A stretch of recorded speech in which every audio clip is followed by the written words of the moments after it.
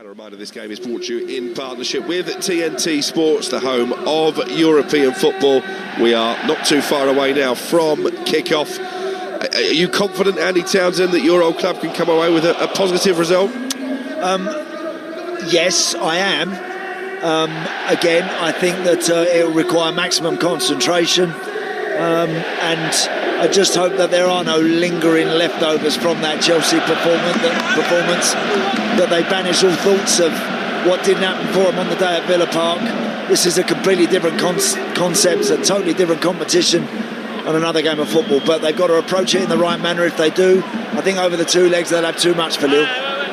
Well, this is the start of a busy Thursday night on the Talksport network. Coming up after we're finished in northern France will be Hotford to Selhurst Park. Crystal Palace against Larnaca, first leg of their Conference League last 16 tie. Over on Talksport, we're at the City Ground as Nottingham Forest take on a Michelin side who have already beaten them in the Europa League this season. Two more fascinating ties, but for now our focus is very much on Aston Villa and manager Unai Emery's quest to win this competition for an unprecedented 5 times. In fact, this is his 103rd Europa League game as a manager, having won 62 of the previous 102. Yeah, no, he's a specialist in the competition. Of that there is absolutely no doubt. Let's hope he's got something special up his sleeve this evening. Well, we're just watching the pre-match coin toss. Ezri Konsa is the Aston Villa captain this evening. You're going to hear Andy, the atmosphere, 40,000 people expected inside the stadium. Really is quite ferocious. No, it's good, and you would expect that. You know, for Lille, know that the Lille fans, they're excited about the prospect of this game this evening. They will know that they have to travel to Birmingham next week with something tangible in their back pockets. I think if Villa were to win here tonight, I don't give Lille any chance at all of recovering and getting through the tie. But as I said, European football, once we get to this sort of knockout phase in the quarterfinals, the fine margins for success and failure, they really are. You know, it is. These games are decided by the merest of brilliance and a bad decision, a mistake. And you can be in pole position playing ever so well. You make a mistake, and now in this competition it can cost you. Well, it is the start of a huge week, a pivotal week in Aston Villa's season. They go to Manchester United, one of their big rivals, for a place in the top 5 on Sunday. But for now the focus is very much on the Europa League, a competition many Villa fans feel might be their best route to a seat at Europe's top table next season. It is Lille who get us off and running, the home team in their red jerseys with navy shorts and socks. And from left to right in the first half, Aston Villa all in white, attacking the goal away to our left. And for those of you just joining in, I remind you of the Villa lineup one last time. Martinez in goal, Bogard in for the injured Cash at right back, Komsa, Pau Torres and Luca Digne make up the back 4. Douglas Luiz and Onana will hold in midfield, with Sancho, Buendia and Morgan Rogers in behind Ollie Watkins up front. Lille dictating possession in these very early exchanges, with the Algerian Mondi just finding his captain, the combative Benjamin Andre in midfield. He had a lively night the last time that these two teams met in a big European game. He scored, missed a penalty in the shootout as Villa ultimately won through, but they're under pressure here, having given the ball away on the edge of their own penalty area. And it is Andre who sweeps it out to his left-hand side, and Romain Perraud, the former Southampton fullback, plays it back into midfield, and it's chipped into the penalty area to be met by Santos up from right back. The ball is cleared by Luca Digne, hits Santos in the face and bounces behind for a goal kick. But quite a front-footed start from the French team, Andy. Yeah, decent possession. Just looking at Villa, the way they're shaping up, Ollie Watkins and Morgan Rogers almost as the two really when they go out of possession up front. Eddie Buendia off the left. And I personally always think Morgan Rogers is a better outball when he plays slightly off of one side. Villa have, in recent weeks, when he's played in that 10 position, have struggled to kind of get the ball to him. Just got a shot on our monitor of the Lille manager, Bruno Genesio. What a record he has when it comes to winning out against some of the top names in the game. He's beaten Jose Mourinho, Diego Simeone, Pep Guardiola and Carlo Ancelotti. Not too many managers can claim that. No, exactly right. Just see Morgan Rogers there, just applying a bit of pressure to Perrault. Down Lille's left side, Villa's right. Just a little bit of pressure, just nudges him in the back, concedes a free kick, and all the pressure relieved. Yeah, the ball is down in the left-back position for Lille, 6th in the French league, having dropped vital points in their quest to get back in the Champions League in the weekend. They were leading 1-0 until the 93rd minute against Lorient, ended up drawing 1 apiece. Villa have had 8 days to prepare for this game since losing heavily at home to Chelsea, having already been knocked out of the FA Cup at home to Newcastle. Here's Morgan Rogers trying to slide it forward to Buendia, intercepted and picked up by Onana, back on familiar territory, having played 43 games for Lille during his 1 season in this part of France. The ball steered up towards Ollie Watkins, but he can't keep it in play. Lille have a throw midway inside their own half. 4 minutes gone, 0-0. Yeah, Pau Torres there, just missing out the midfield players, trying to find Ollie Watkins with a 40-yard pass in that gully. Not a bad idea that, early on, when you're feeling a little bit of pressure from a home team, to turn them round immediately. The forward by Pau Torres, but out of play as the throw came in, and Lille will have possession now, back just inside their own half with the right back Thiago Santos. He will just play this back towards his own 18-yard box, and the ex-Newcastle man Chancel Mbemba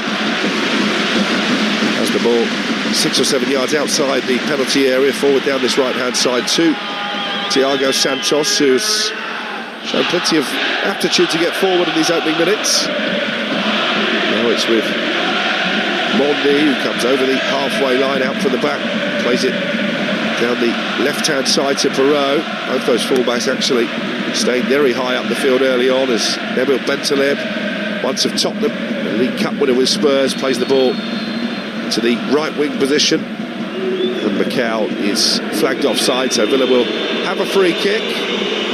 Yeah, and don't need to be in a hurry early on, away from home in a European knockout game. You've got to play at breakneck speed every time the game goes dead, whether it goes out for a throw or there's a free kick. Villa can just take their time, keep their shape, make sure that they're fully focused. It's when they go out of possession. Lately, they've been going out of possession, Villa, and teams have been hitting them hard and punishing them. So they've got to react quickly. When they lose the ball, get back behind into that shape that the manager was talking about pre-game. We will have the second leg of this tie next Thursday night from Villa Park, live on Talksport. Andy will be on co-commentary duty.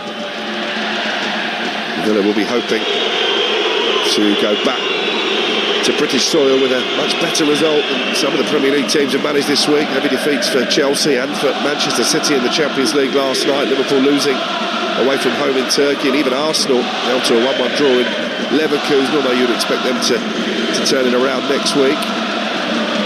Emi Martinez, who was the hero of the penalty shootout victory for Villa in the quarter-finals of the Conference League a couple of seasons ago, has the ball on the edge of the area, but no real hurry to play it forward. He's got his foot on the ball, the goalkeeper, rolling his foot across the top of the ball, which is basically saying to the Lille players, come and get it. He wants them to come and squeeze, and then they can play through the lines. Certainly without the main 3 midfield players, McGinn, Tielemans and Boubacar Kamara, that has been a difficulty for Villa too. The way that they play in possession of the ball, their ability to find a way through a press, it's not been quite so apparent lately. Here is Onana trying to just get Villa on the ball. Lille having dominated possession the first 7 minutes, but it is still goalless here on Talksport 2. As Martinez plays the pass out to Ezri Konsa, right corner of the penalty area, and then Sancho under pressure was asking a bit of Onana on the edge of his own penalty area. Onana manages to squeeze his pass out to Luca Digne on this left-hand side. Aston Villa,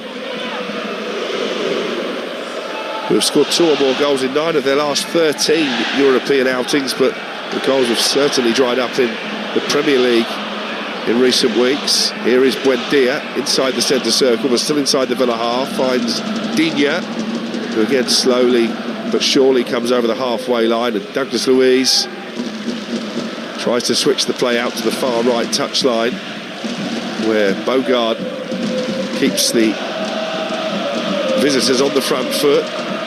Plays the ball into midfield. Douglas Luiz again able to turn away from Olivier Giroud. Now Pau Torres won this competition with Villarreal under Unai Emery back in 2021. Plays the ball into the Lille territory. Douglas Luiz out to the right hand side, and Sancho running at Perrault, but stopped in his tracks initially and gave it back to Perrault. And now Lille will try and pick their way forward, but it's well won back by Jadon Sancho high up the field. Now Onana almost right in the centre of the Lille half. This Villa's longest spell of possession, the opening 8 minutes. Goalless on Talksport 2 in this first leg. Last 16 Europa League tie. Douglas Luiz was almost caught in possession, but managed to find Luca Digne. And then there was a foul by Douglas Luiz. Quite a robust challenge there on Haraldsson, the Icelander, and it will be a free kick for Lille, just on the edge of the centre circle. 0-0. Ball laid into Haraldsson on the halfway line, into his feet, gathers it quite well, and Douglas Luiz immediately rattling him, unfortunately knocking him to the ground. Free kick conceded. Lille on the attack once more, but pretty even so far. 8.5 minutes gone. Lille had most of the opening few minutes playing in Villa's territory, and in return Villa the last 3 or 4 minutes have been better when they've had the ball, but neither goalkeeper works with anything yet at all.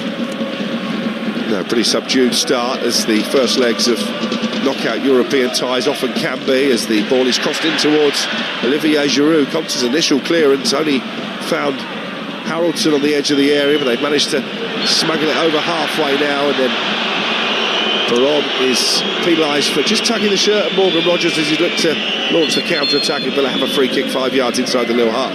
Yeah, and that's Morgan Rogers is so powerful, Crook. He's so quick across the first 10 or 15 yards. But when he plays in that 10 position, there's usually a lot of traffic and players around him that can either grab him, bump him, knock him to the floor, foul him.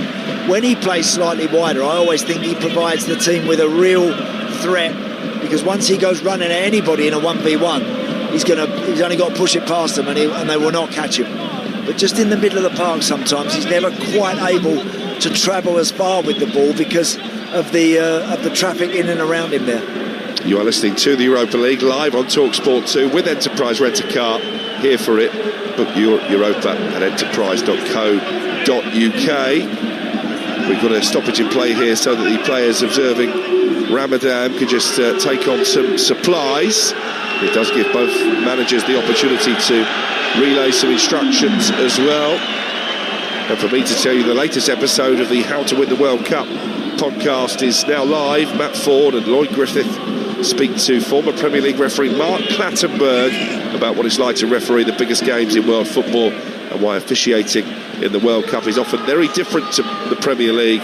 That's available now wherever you get your podcast, and of course on the TalkSport YouTube channel. More live football coming your way over the course of the weekend. As always, tomorrow night we've got the big Welsh derby, Wrexham against Swansea in the Championship, live on TalkSport 2. That's an 8 o'clock kickoff, Saturday 12:30 here on TalkSport 2. Stuttering Middlesbrough host Bristol City in the Championship. That followed by West Brom Hull, a game that affects both ends of the table. And at 8 o'clock, live and exclusive on TalkSport, West Ham host Manchester City. 11 minutes gone here. Ezri Konsa has the ball deep inside the Villa half. It's still 0-0 in northern France on what's been a warm and pleasant day. Now Torres plays the ball back into his goalkeeper Remy Martinez. You can see they're very quick, aren't they, on the press. Lille red shirt swarming around Amadou Onana, who managed to find Torres, but now Torres slips as he looked to play the forward pass. It's now with Haraldsson inside the centre circle. Thiago Santos back to Benjamin Andre, the skipper, on halfway, making his 50th European appearance for Lille tonight, the 35-year-old Andre. they're content just to play a bit of kickball here, with Villa having everybody back inside their own half. Andre tries to sweep it out to the left touchline, and Perrault couldn't keep it in play, so Aston Villa have the throw. Not the best ball, actually, switched from Andre out to Perrault, the left back. Bounced in front of him and ends up giving him too much to do to try and keep him playing. Of course, Lille playing with Olivier Giroud up front. Look, he wasn't the most mobile in his absolute heyday, so he's not going to be charging into the gullies too much. Giroud, he'll feed towards the ball and hang on to it. He's always been very good at that. His technical play has always been excellent, I think. And then he'll get in the box from those crosses. Well, running back well here though, Aston Villa. Morgan Rogers forward to Watkins. He's got Buendia up in support. It's a dreadful pass from Watkins. Far too much pace on it. And what looked like a promising Aston Villa attack ends up on a throw-in for Lille on this near side. Well, 4v3 there for a minute, Villa. Ollie Watkins broke free. He had good support next to him, either side of him. Poor pass in the end. Doesn't find a white shirt tonight, and goes back to a Lille throw-in now on this right side. That's a little bit of a microcosm of Aston Villa's form in recent weeks, certainly in the Premier League. They did finish second in the league phase, coming from behind to beat RB Salzburg on quite a dramatic last night in the league phase at Villa Park, when a couple of youngsters came off the bench and made a real impact. Emery, unsurprisingly, opting for senior heads tonight in this first leg of the round of 16. Buendia having to defend, facing his own penalty area. Passes the ball back to Luca Digne in the left back position. Digne's clearance upfield is not the best, and Andre for Lille regains possession. Thiago Santos now with the fancy footwork gets away from Buendia, and they've come into midfield now. Have Lille run back well by Buendia, then Morgan Rogers plays the ball infield to Jadon Sancho. Lille 0, Aston Villa 0 on Talksport 2 with 15 gone. Lamar Bogard, nephew of the former Champions League winner Winston Bogard, comes forward down the right. Gets it back from Sancho, and those two exchange passes over on the far side. Bogard, a midfielder by trade, so comfortable coming forward in possession. Both teams very well organised off the ball so far.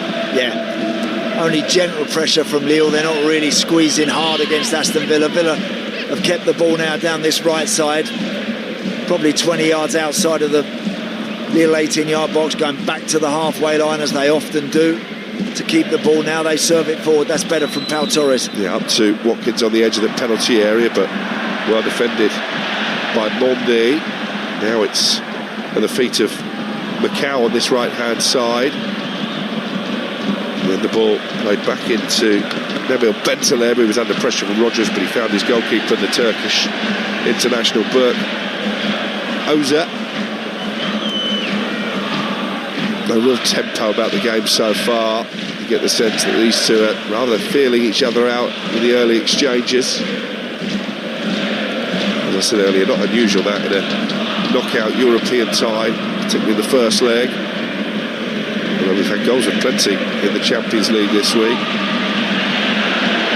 As Perrault comes racing forward down the left-hand side, looking to pick out Giroud with a cross, but he's too close to Emi Martinez, and he collects gleefully inside the 6-yard box. No goals in the other early kickoffs in the Europa League. Bologna 0, Roma 0. Villa will play one of those in the quarter-finals should they get there. Panathinaikos 0, Real Betis 0. Then Stuttgart, Porto, two more teams on Villa's half of the draw. That's goalless as well. They have been given a tricky route to the final in Istanbul. Aston Villa, no question about that. Porto and Roma outside of Lyon, probably, along with Villa, the two strongest teams left in. With Bologna, no mugs either, Andy. No, they played Bologna, Villa, in the Champions League. I think so. They will have known a bit about them. But this side of the draw is tough. There are, the likes of Roma and others. Porto, they're not going to be easy, those sort of games, of course, assuming that those teams do actually prosper and get through. Yeah, we'll keep you updated with the goals as they go in, as Nabil Bentaleb plays the ball out to the right-hand side, and Thiago Santos in space to run forward into Villa territory. Drew the foul there from Buendia, a couple of step-overs, and, well, Buendia fell for it, didn't he? Yeah. Gives away the free kick. Nice play that. Thiago Santos, the right back. Stepping forward, little step over in front of Emi Buendia. Draws the foul, but they've kept the ball a lot so far, Lille, on the halfway line. Ben Taleb and Andre in the middle of the park. Most times are going square with the ball. There's a ball laid into Giroud, trying to find his feet, but he gets the corner. Yeah, I think Pau Torres just carried that over the byline, and Lille have their first corner, and Olivier Giroud, so deadly in the air, will be one of the big targets here. 39 years of age now, a winner in the Europa League with Chelsea. They beat Arsenal in Baku back in 2019, and 4 of the 9 goals he scored this season have come in European competition. So Aston Villa will have to be on their mettle here for the first corner of the evening. 0-0, 18 minutes gone, and it will be Gaëtan Perron to take from this near right-hand side as we look. Flags waving behind the goal that Villa are defending. Perron towards the far stick, in to where Giroud was lurking, but Jadon Sancho on the half volley able to swipe the ball clear to halfway, where it's picked up by the goalkeeper Oza. Defended that one well enough, Aston Villa. Yeah, lots of bodies in and around where that ball dropped, and Lille couldn't really make anything significant of it. Chancellor Mbemba it was who actually rose and got first contact, but it was always comfortably blocked. Now Villa again in their own half, sitting there just really solid, banking up. Here's Haraldson, pokes the ball out to the right. Thiago Santos quickly closed down by Luca Digne, and the ball bounces off Santos and behind for a goal kick for Aston Villa. Lille have eliminated Aston Villa from Europe before, beat them 2-0 here in the Intertoto Cup back in 2002. It was a remarkable quarter-final when these two met in the Conference League a couple of years ago, 3-3 after 2 legs. Villa going through to the semis on penalties, and ultimately will be knocked out by Olympiacos. And, well, much like this season, they were seen as the favourites to go all the way in that competition. Mainly down to the fact that Unai Emery is the past master when it comes to European silverware, and taking teams deep into the draw. He was the manager of Arsenal when Giroud's Chelsea beat them 4-0 in Baku. Here is Sancho, over on the right-hand side, forward into the penalty area. Rodgers with a chance to cross, and he flashes a cross-camp shot across the face of goal and behind as we welcome listeners from Talksport. It was a neat little ball in by Jadon Sancho. I think he was in 2 minds, Andy Townsend, Morgan Rodgers, whether to go for goal or try and cross in the end. It was sort of in the middle. It was indeed. Lovely ball there from Jadon Sancho, stepping in off the right side, and then with the outside of his boot just turning it into the gully. Good run from Morgan Rodgers. It's probably the best position Villa have found themselves in, actually, in this opening 20 minutes. Yeah, neither goalkeeper has really had a save of note to make. A very cagey first quarter of the first leg of this Europa League round of 16 tie. Aston Villa looking to put their domestic struggles behind them. They have a throw-in on the right-hand side over on the far touchline, but it's cleared away by Perrault. And then Haraldson for Lille, forward towards Macau inside the centre circle. The volume level goes up inside the stadium as Thiago Santos looks to cross into the penalty area. Good header away by Lamar Bogard, the makeshift right back. And with 21 minutes gone, it stays Lille 0, Aston Villa 0. Very comfortable in possession, the hosts. Yeah, without really having to play through any sort of press at the moment. Crookie, Villa are happy to let them roll it around square and side by side. They're just happy to keep in their own shape. Here is Thiago Santos, who's seen plenty of the ball, getting forward from right back, takes on Buendia into the area. Macau has to shoot by the home fans. He just took too long to get the shot away, and Villa able to clear, but picked up on the halfway line once again by Chancellor Mbemba. Just a chance there, wasn't there? A little window for Macau to get a shot away. In the end, he one touch too many, and he was closed down in the end. The slow tempo continues, but Lille still having more of the ball. Villa content to sit back inside their own half and try and use the likes of Morgan Rogers and Buendia and Jadon Sancho to get on the counter-attack. Bentaleb with a good ball over the top to Thiago Santos, who's forward again. Buendia was appealing for handball, and then Buendia seemed to shove Santos in the back there. The referee had a good view of it. I think he's got down a little easily, but it's always risky, isn't it, when you lay hands on a player's back inside your own penalty area? Yeah, he went down very easily. Thiago Santos there, the right back, too easily. Referee wasn't having any of that whatsoever, quite rightly. Lille have won 3 of their 5 Europa League home ties this season, including in the playoff. They had to come past Red Star Belgrade, having finished just outside the automatic place. Well, finished down in 18th place, actually. Villa second behind Lyon. Lille have had 55% possession as we tiptoe towards the halfway stage of this first half. 0-0 the score. You're listening to Talksport 2 coming up later. Crystal Palace against Larnaca. Larnaca have already beaten Palace in the Conference League this season. Palace out for revenge in the first leg of their knockout tie. It's Douglas Luiz, the pint-sized Brazilian, comes forward over halfway for Aston Villa. Out to the right of Bogart. Rogers hugging that far touchline. Then back to the captain for the evening, Ezri Konsa, John McGinn. Fit enough for a place on the bench, having not featured since mid-January. Matty Cash not part of the travelling Aston Villa party tonight. Hence the fact Bogart is in at right full-back. Here's Konsa, who plays it out to the aforementioned Dutchman. Good ball into the area, looking for Watkins, who lets the ball drop over his shoulder. Well, he's got a corner out of it, I think, but does a fully confident Ollie Watkins try and take on the shot there? I think he's probably always struggling to... It looks like actually it hits Ollie Watkins on the back of the head. Yeah, does goal kick, the decision does go out for a goal kick. But yeah, I think he was always struggling there, Crooked. I think to give himself the space to try and hit that on the volley. Little clip ball into the gully for him, but remember it was who got close to him, and in the end the ball just hitting Watkins and going out for a goal kick. But I think Lille look very conservative so far, and I think if Villa want to expand, they can. Well, here's Douglas Luiz on the edge of the penalty area, gets his shot away, right-footed coming in from the left-hand side, blocked by Mbemba, but he had acres of space initially, and there were options left and right as Villa came forward. I agree with you. I think if they just impose themselves a little bit more, I agree, they might get some joy against this Lille side. I think so. I don't think, from what I've seen in the opening stages, I think Lille are very wary of Aston Villa. They're not really throwing any men up to support Giroud enough. I think Villa can find ways to create chances here.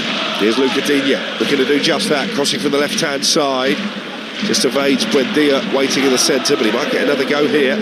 Luca Digne, forced back towards halfway by Macau. And then Pau Torres, the tall central defender, the Spaniard, takes over. Torres now in possession of the left-back position, forward down the line to Digne. It's well played. Yeah, just Pau Torres doing well there. He was a square ball knocked to him. He did well to actually keep it in from going out for a throw-in. Ball back with the goalkeeper, Emi Martinez. Villa, for the first time, I think, in this opening 25 minutes now, just starting to assert a little bit more authority, looking forward a wee bit more. Here's Buendia, out to Luca Digne down the left-hand side. 26 minutes gone, 0-0 Villa 0. Buendia off balance, but still manages to play the ball forward to Jadon Sancho, and then Douglas Luiz picks out Bogart down the right-hand side. Now Torres, well forward from the back. His pass was asking a lot of Morgan Rogers, and the ball, I think, flicked up and hit Rogers on the arm. It's going to be a free kick, and he's got a frustrated look on his face. The England international clearly swept the ball away with his left hand. Just again, he's in that area where there's a lot of other opposing players around him, Morgan Rogers, and his greatest strength is once he gets past that first challenge, once he goes beyond that and starts to really get into his stride, you can't stop him, honestly. He's so strong and powerful. But in that 10 position, you've got to be your first touch has got to be faultless. If it's not good enough, the ball will get away from you and your opponent will pick it up.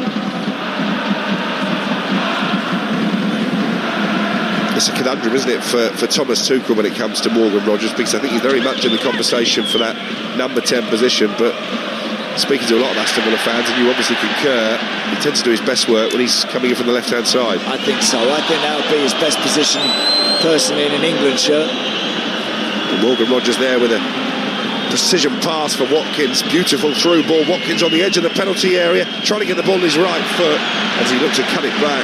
Sliding in was Mondi. It's going to be, I think, an Aston Villa corner, although he's trying to claim, Mondi, that the ball ricochets back off Ollie Watkins. Again, nice ball from Morgan Rogers to Ollie Watkins.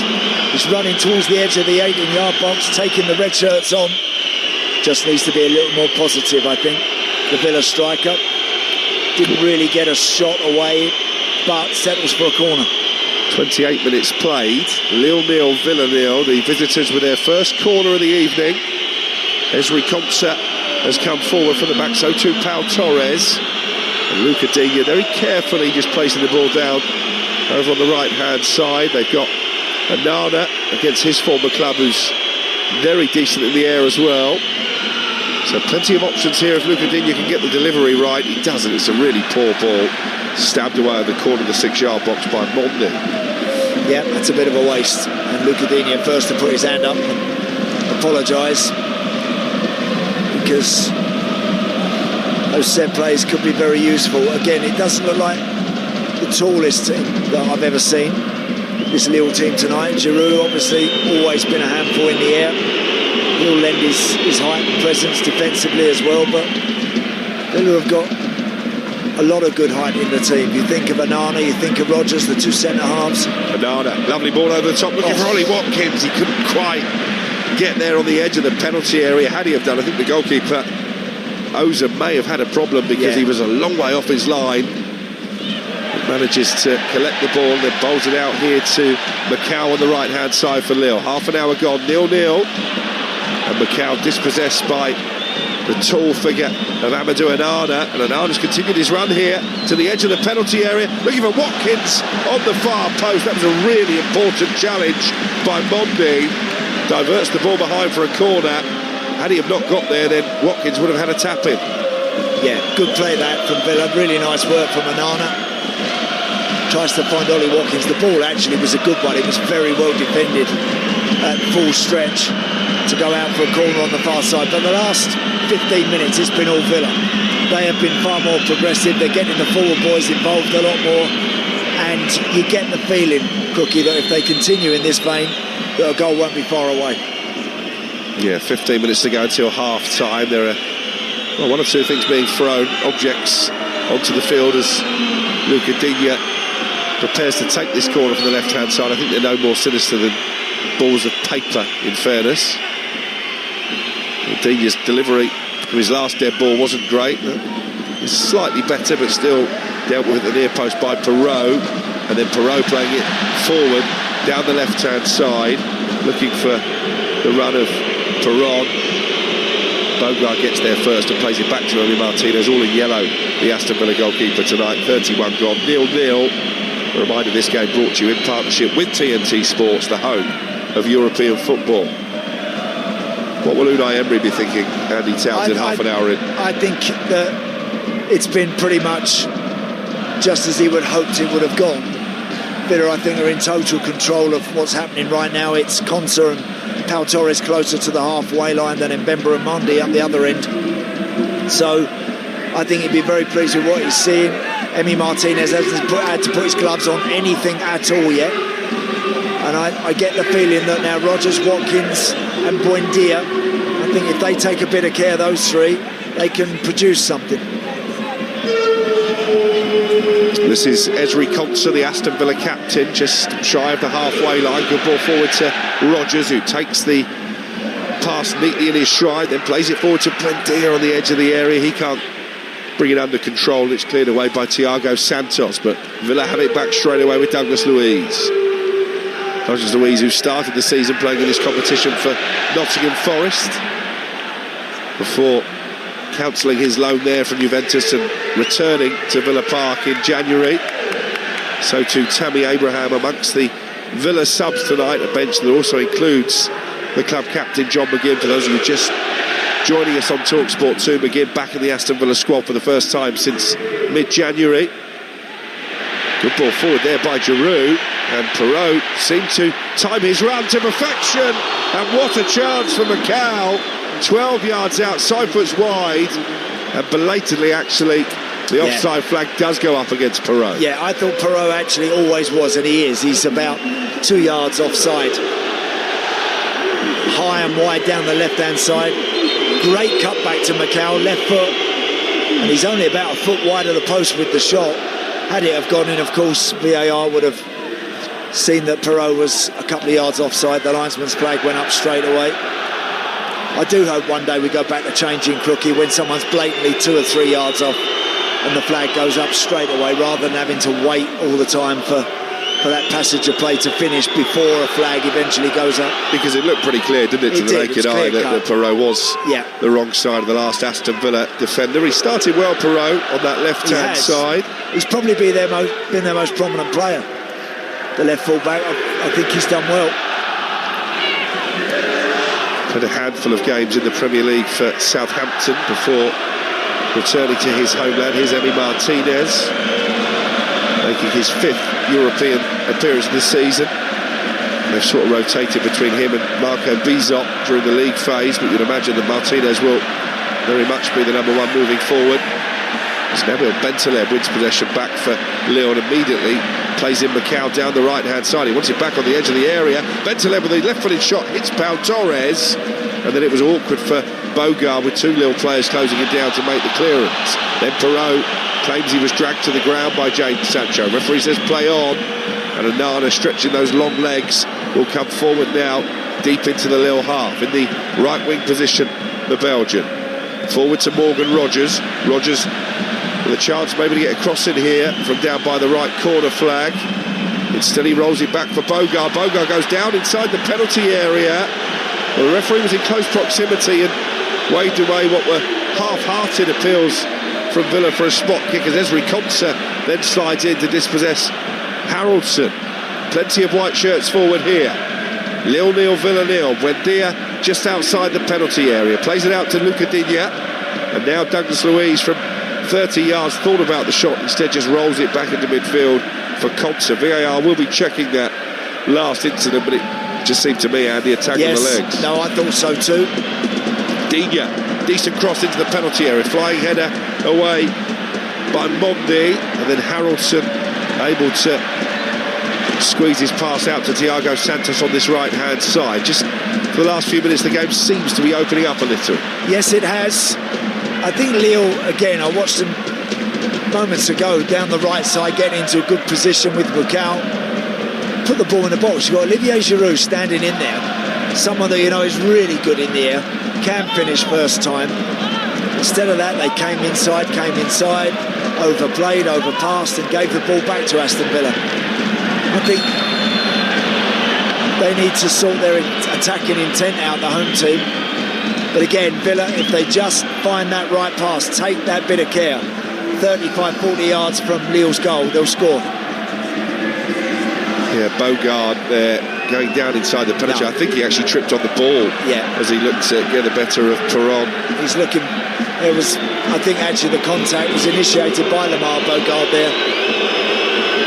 2 attempts for Lille, 1 for Aston Villa over the course of this first half so far, but 0-0 on the score sheet as Ollie Watkins tries to hold the ball up just inside his own half and then drew the foul. He had 4 Lille players trying to wrestle the ball away from him. It was Andre, the skipper, who went diving into the challenge. Ollie Watkins has scored 8 goals all in the Premier League this season, but certainly not as prolific as he has been in recent campaigns. I think he probably will be Harry Kane's understudy at the World Cup still. Yeah, I'm not sure really who else there is in that respect, Crookie. But yeah, he's found it a bit difficult lately. It's a concern for England, I think, moving forward. No obvious successor to Kane ahead of the World Cup and moving on to future tournaments. That's a topic of debate actually in our Fiery Friday podcast that comes out tomorrow. Myself, Adrian Durham and Angelina Kelly putting the world to rights. Danny Welbeck and Dominic Calvert-Lewin, the joint highest scoring Englishman in the Premier League, but neither in the first flush of youth. No. I mean, really, you're looking for someone. I mean, Harry Kane will probably go to the World Cup, I think, as the most informed striker in the competition. But what about the next one? Here's Thiago Santos down the right-hand side, can't keep the ball in play. When you go back to the 90s, Andy, when you were playing, the likes of Andy Cole, Ian Wright, Les Ferdinand. Yeah, England had tons to choose from. Couldn't really get in the England team. No. They'd walk into it now, wouldn't they? Certainly walk into the squad. Yeah. Here's Douglas Luiz. Good ball out to the Villa right-hand side. Bogart's got some green grass to run into. And there he quickly makes his way to the edge of the penalty area. Again, we're going to guide the cross in towards Watkins. And I've got to say, Issa Mondi, the Algerian, again had his positioning foot perfect there to make the clearance. He's had a good game. Yeah, nice run that from Bogart down the right, but it's just that final ball, it's that final pass for Villa. That's just what they need to brush up on, and that's a sign of a team that's been suffering a bit lately, but their all-round shape has been pretty good, but it's just lacking that bit of care and bit of confidence, I think, where it really matters now. Olivier Giroud with the ball out to the left-hand side. 0-0 Villa 0. 39 minutes on the clock.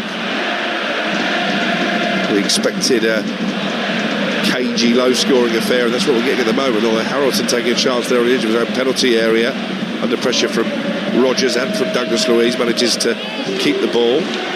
Villa have got it back now with Pau Torres just inside their own half of the field, away to our right, with 6 minutes the first half to play. You're listening to Talksport 2. Coming up later, Palace Larnaca from the Conference League, live from Selhurst Park. And over on Talksport, we've got Forest Midtjylland in this competition. Forest and Villa on the same side of the draw. If they both were to go through, they would meet in the semi-finals, the two Midlands rivals. And I would suggest that Forest's priorities may be going to be elsewhere in the final weeks of the season. Douglas Luiz forward to Buendia. Rodgers thought about the shot, does shoot from 25 yards out over the crossbar, tries to claim a deflection. Goal kick is the call from the referee. Not sure that taking on the shot from there was necessarily the best of calls. Yeah, on his left foot there, Morgan Rodgers. He wants a corner. He says it definitely gets deflected. Shaking his head because he didn't get the decision. But we're 40 minutes into this first half. I think Lille are ordinary, and I think if Villa can find another 20% from anywhere in the second half, they will definitely score here tonight. Great challenge there on Thiago Santos. It's going to be a free kick for Lille, and the referee wants to have a word here with Emi Buendia. I've got to say, I think he's officiated well so far. Jose Maria Sanchez from Spain. That wasn't a great challenge from Buendia on the Achilles of Thiago Santos on his near side. Yeah, and he hasn't got back up on his feet yet. I agree with you, Crookie, about the ref. I think we don't want a fussy one. If you get referees that are so fussy, giving every little nudge here and there, then the game becomes so fragmented and slow. He's tried to allow things to move on. He is back on his feet now, Thiago Santos, just trying to run off the effects of that rather crude challenge from Emi Buendia, who has been known to pick up the odd yellow card during his career, the fiery South American. Here's Nabil Bentaleb, deep inside the Lille half. 0-0 into the final 4 minutes of the first half on Talksport 2. And struggling to think Andy really ever saved that either goalkeeper's had to make. No, I don't think there's been one. No, I think Villa have looked the more likely, but again, it's just that they've lacked that precision and care just in the final ball. Lille have it, but Aston Villa, with everybody in white back behind the ball, certainly been very defensively organised. Unai Emery's men who've won only one of their last 7 domestic games, lost 4 of those, including that chastening defeat at home to Chelsea last time out. Romain Perrault with a cross into the penalty area, but over the head of Giroud and heading clear by Pau Torres. Morgan Rodgers giving it away rather cheaply, and here is Thiago Santos now forward to Harrelson inside the Villa penalty area. He's got a lot of white shirts around him, so he plays it back to Thiago Santos, and then the ball scooped over the top for the Portuguese to run onto. Good ball to the near post and headed right across the face of goal by Giroud. Yeah. Well, that might just be the best chance we've had. Best bit of play, certainly, from the home team. Really good work from them. And it was some nice combination play from Harrelson, Andre. Thiago Santos, the right back, gets on the end of a little 1-2. On the half volley, whips it towards the near post. Giroud gets across the front of Ezri Konsa, but surprisingly, having got there, he doesn't get the header on target. I think he should have done better there. Well, I think he thinks he should have done better as well, just looking at the expression on the face of the former Arsenal and Chelsea number 9 on a night when chances have been and probably will be right to the end at a premium. That was certainly a very good one for a striker of the pedigree of Olivier Giroud. 0-0 with 2 first half minutes to play. Yeah, and a little warning for Villa there, that if they sit off and don't apply pressure, then this Lille team might create something just to punish them. But just got to make sure now, Villa, this last couple of minutes, they don't give anything silly away. Well, Pau Torres has just given the ball away cheaply, and Perrault lets fly from a long way out. It was an awkward one for Martinez. He could only really push it back out into the danger zone, and Villa get it clear before Giroud could get onto the rebound. Good spell at the end of the half from Lille, though, and here's an opportunity to get a cross in again towards the far post where Thiago Santos was lurking. Luca Digne takes no chances, heads it behind for a corner. Yeah, really good strike from Perrault. I think he's been their most prominent player. Both fullbacks actually have played quite well for Lille, but that was a good shot, a good 25 yards out on the angle, dipping just in front of Emi Martinez. Goalkeeper made the save, but the ball just dropped loose for a split second, and Pau Torres was there just to boot it away. Lille's second corner of this first half. No goals yet, but Aston Villa having to defend late in the first half. Perrault with the delivery, flicked away by Ezri Konsa. Perrault's going to shoot again here from a long way out. That's not as good an effort. He balloons it high over the bar and it stays goalless. Yeah, that's a really poor decision from Perrault there. On his left foot, yeah, but when he steps inside on his right and took the shot from about 22, 24 yards out, it was always going to end up going over the bar. Problem here for Andre, there's central midfielder. Yeah, the captain is down his haunches and may need some treatment during the interval. I wonder if he just got caught in the face there. A bit of wrestling going on with Pau Torres. I don't see anything too untoward, have you? No. Looking at the replay. It's just the usual amount of pushing and pulling and grappling that we see from every corner across all of Europe nowadays. Referees got to have eyes everywhere and they can't do it. The only place we've had goals in the first half is in Germany. Stuttgart 1, Porto 2.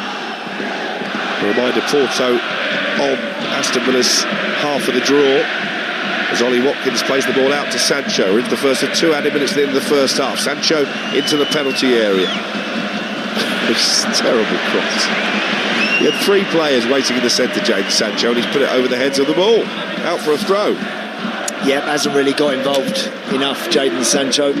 Story of his season? Is that harsh? Yeah, no, it's not. He's had flashes. There have been times when he's come onto the field and he's looked quite dangerous, but it's just the belief he lacks to me. There's clearly a talented boy in there. I'm not sure how strong and I think physically could be better, but there's still yet to really tap into the talent that he has. I think he's got to demand more from himself. Lille 0, Aston Villa 0. We are into the last 45 seconds of stoppage time. Lille, who have a pretty lamentable record against English opposition, won just 3 of their previous 19 such encounters, including that Intertoto Cup victory here against tonight's opponents. As Ollie Watkins picks up possession in the right wing, his pass forward is blocked out for a throw-in by Perrault, and Villa might get one last opportunity to get the ball into a decent position. Watkins in space on the edge of the penalty area, tries to stand up the cross for Emi Buendia, but it's headed clear by Mbemba, and Back now inside the centre circle is the captain, Comsa.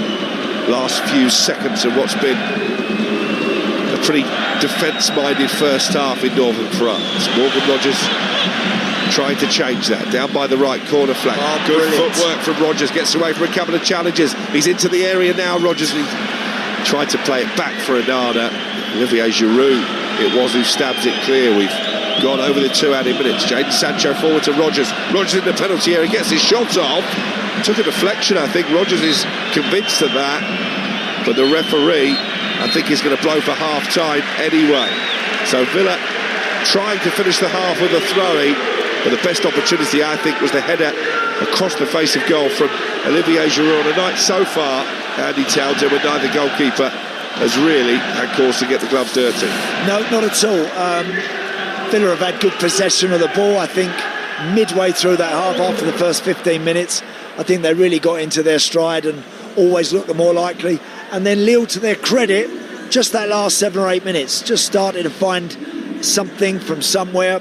Couple of moments, couple of corners, that Giroud header, the shot from Perrault, and all of a sudden they just got a little lift from that. But from what I've seen so far, it's about right, 0-0, and I do honestly think that there's goals here for Villa, but they do need to be better right at the top of the field. Well, what's interesting at half-time, Andre, the captain, is still not moving freely. He's flanked by the 2 physios. I'm not sure he'll come back out in the second half. I agree with you, Alex. I don't think he will. I think he's shaking his head. I think he knows the armband's coming off as we speak. There's a disconsolate, dejected sort of appearance about him. He's not going to figure for the second half. He looks like he's pulled his groin or something like that, and so they're going to have to make an alteration there. Yeah, that is a significant setback for the home sides. Well, Aston Villa, I think they would take a point away tonight heading into the second leg at Villa Park, but that first 45 minutes hasn't done much to solve the goal drought that is undermining their quest for a place in the top 5 in the Premier League. Half-time here in northern France. It is Lille 0, Aston Villa 0. You're listening to the Europa League live on Talksport 2 with Enterprise Rent-A-Car. Here for it. Book Europe at enterprise.co.uk. Stick with us, because after the break we'll bring you second half live coverage of Lille against Aston Villa. Online, on DAB+, and on the app. This is Talksport 2. Europa League live on Talksport 2 with Enterprise Rent-A-Car. Whatever it is, we're here for it. Team, kick off at 3, yeah? On my way. I've just picked up my new Nissan Townstar. It's packed with safety features, goalkeeper vibes. Showing off fans, are we? My Nissan Primastar's got 8.6 cubic metres of space, so loading up the footy gear now. Thought this was a football chat. Try the all-new Nissan Interstar. Comes as a diesel or 100% electric with up to 285-mile range, like me up front. See you there. Get ready to win with the Nissan Van range, all backed by a 5-year warranty and roadside assistance. Search Nissan Vans and visit your local Nissan Van Centre today. Warranty terms apply. 5 years or 100,000 miles, whichever comes first. EV range figures are for comparability purposes and may not reflect real driving results. Visit nissan.co.uk. It's even bigger than that full house decorating job you've got on. Oh, that 30-foot high ceiling you've got to paint. It's the Johnston's Decorating Centre Big Sale event with huge savings and multi-buy deals like Cover Plus Vinyl Matte, 10-litre Brilliant White or Magnolia, any 2 for £70. And don't forget to ask what you get free when you buy 3 on selected lines. So get to your local Johnston's Decorating Centre now or visit johnstonsdc.com. T's and C's apply. Prices exclude VAT at 20%. At AJ Bell, we believe investing is for everyone, even people who know nothing about investing. Like Keith, who thought dividends were a boy band. Jessica, who thought compound interest was a prison dating app. And Sue thought FTSE 100 was a bit of under-the-table fun, which surprised her accountant. Oh, no.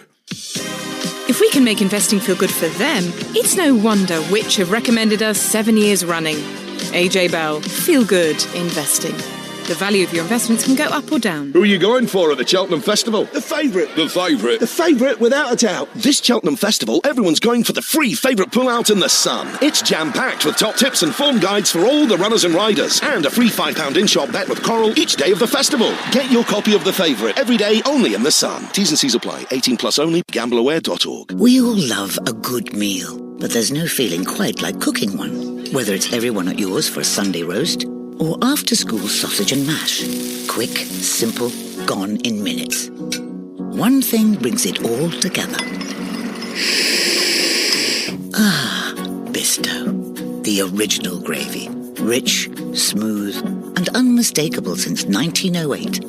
When the gravy makes the dish, make the gravy. Ah, Bisto. Crayola has landed on Planet Happy Meal, so explore your little astronaut's imagination and see where their creativity takes them. From colouring to creating, the sky's the limit. So reach for the stars. Some fun, some food, it's all inside this Happy Meal.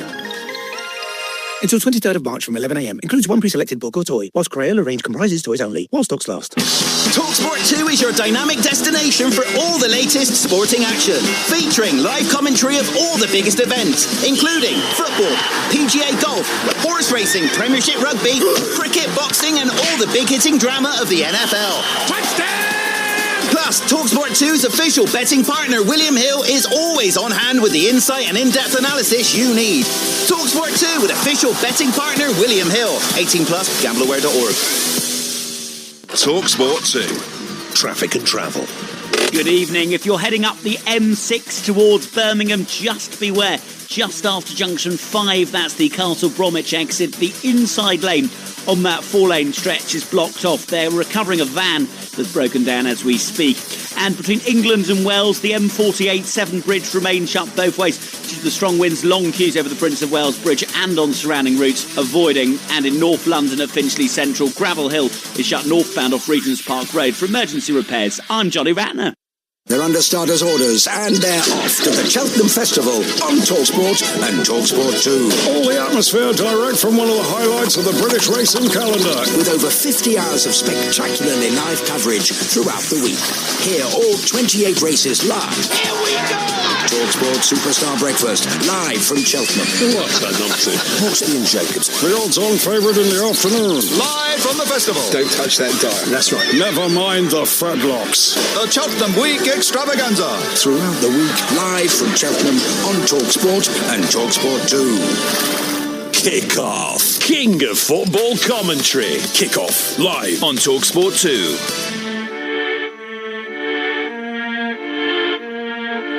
The feel of losing's well worse and the pain of losing's well worse than the joy of winning. I'm just round to go, mate. Another world title shot. Chance to become a 2-time world champion is just insane to me. Jazza Dickens!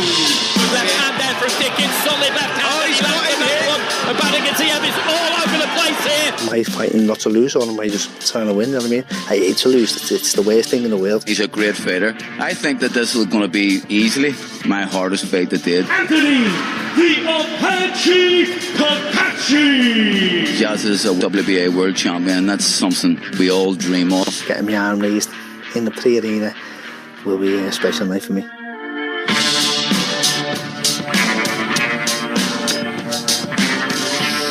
Yes, live boxing returns to the Talksport network this Saturday as Jazza Dickens and Anthony Kakesi fight for the WBA World Super Featherweight title in Dublin. Our expert team will bring you closer to the action than anywhere else throughout a busy fight week. And don't forget, you can watch along with us from ringside on the night.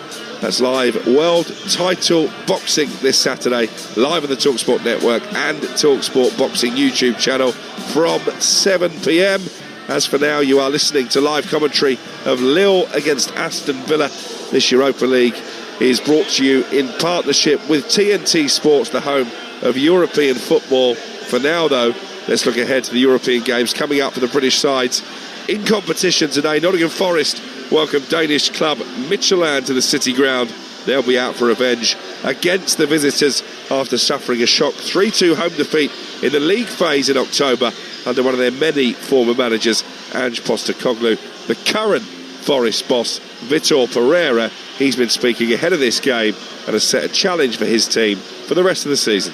I challenge, for now, we'll try to be competitive in both in the Europa League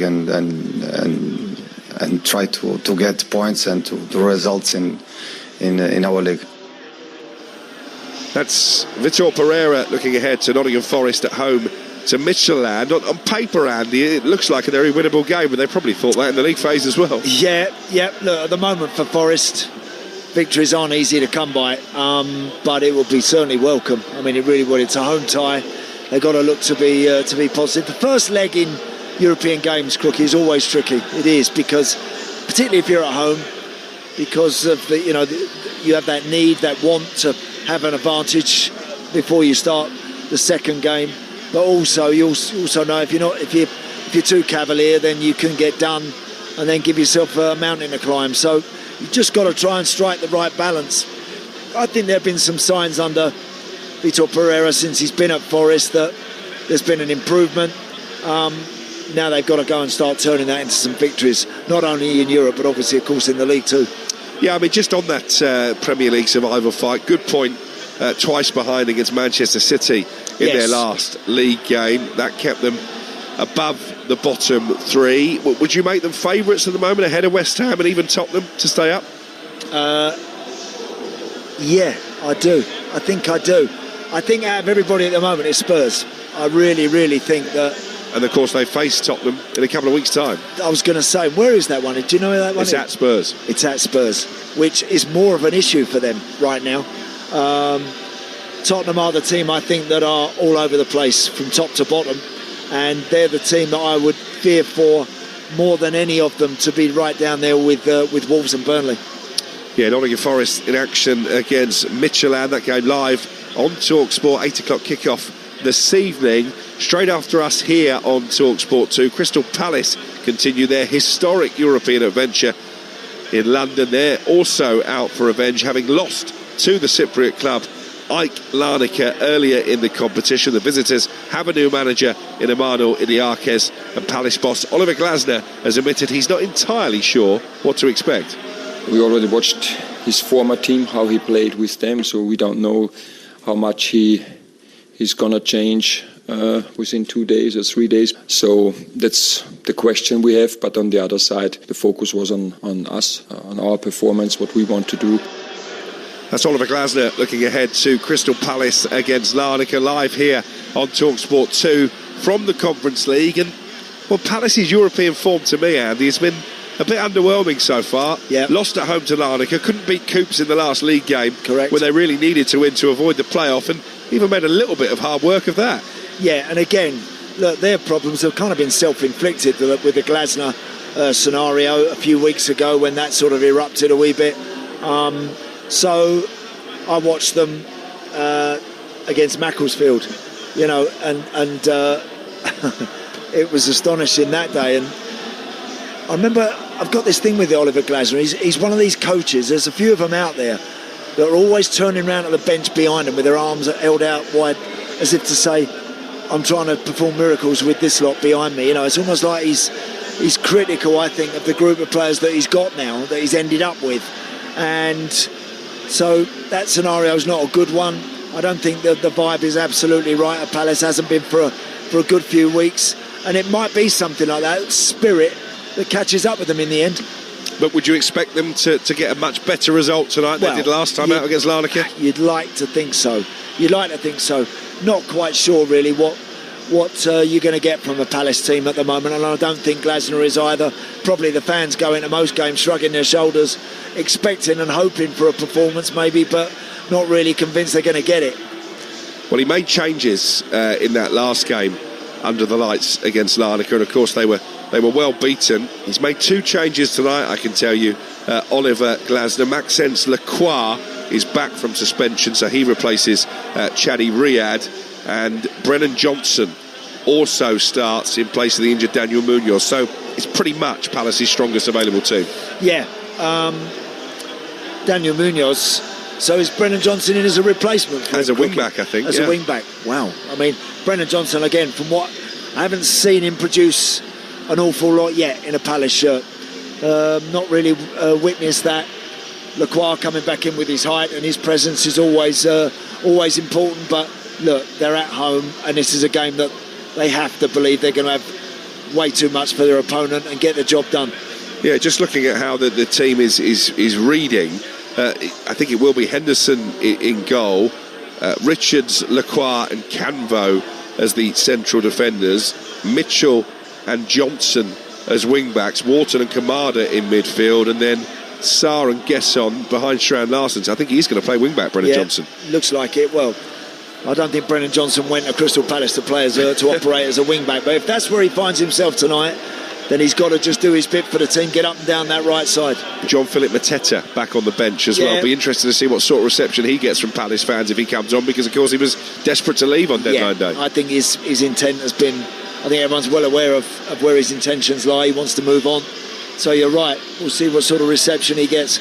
Yeah, that game live here on Talksport 2. Nigel Adderley and the former Palace midfielder Darren Ambrose will be your team at Selhurst Park. Same time, Talksport, Forest Midtjylland, Sam Matterface and the former Scotland midfielder Charlie Adam calling that one. Half-time elsewhere in Europe tonight. Bologna 0, Roma 0, Lille 0, Villa 0. We're about to bring you the second half from that one. Panathinaikos 0, Real Betis 0 and Stuttgart 1, Porto 2. They're all scores in the Europa League at half-time in the early kick-offs. In the Conference League, RZ leads Sparta Prague by a goal to 0. Lech Poznan a goal down at home to Shakhtar. Rijeka 0, Strasbourg, Gary O'Neill Strasbourg 1 and Samsunspor 1, Raja Vallecano 2. The two sets of players are coming back out, Andy. I think there was an extended half-time break. Yeah, they've had plenty of time, haven't they, to recover, recharge, have a rethink about what they're going to try and do for this second period. We've seen Olivier Giroud last one out for his team onto the field. He had that really good situation, I felt. The cross was a good one from Thiago Santos. He got across the front of Ezri Konsa, got his head there first, 3 or 4 yards out, didn't hit the target, which unlike him, that's about all that they really posed, really, Lille. I think Villa had good possession midway through the half, and again, if they can find a bit more where it matters at the top of the field, I think they'll win on the night. They really will.